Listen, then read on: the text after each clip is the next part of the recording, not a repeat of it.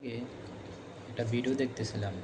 তো অনেক দিন ধরে তো নোয়াখালী আর কুমিল্লা বিভাগ নিয়ে একটা চলতেছে। তারপর নোয়াখালীর এই ভিডিওটা দেখলাম। দেখেন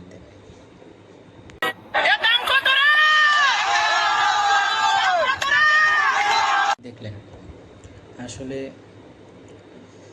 একবার ওয়াজে শুনছিলাম, উনি বলতেছিল এক মৌলানায় যে একটা দুধের কলসি যদি উপর করে ডালেন না, ওটার মধ্যে যদি দুধ থাকে দুধ পড়বো, মধু থাকলে মধু পড়বো, আর যদি মদ থাকে তাহলে মদই পড়বো। আসলে যারা এই ধরনের কাজগুলো করছেন তারা নিজেরা এটা প্রমাণ করছেন যে আপনার পূর্বপুরুষরা এমন জায়গায় যাইতো, যার কারণে আপনাদের জন্ম হয়েছে, আর আপনারা এখন ওই জায়গায় যাইতেছেন, যার কারণে রেটটা জানেন। আর আপনারা ওই জায়গায় যাওয়াতে আপনার পরবর্তী প্রজন্মরা এমন জন্ম হইব, যা সব নোয়াখালীতে আছে আর কি।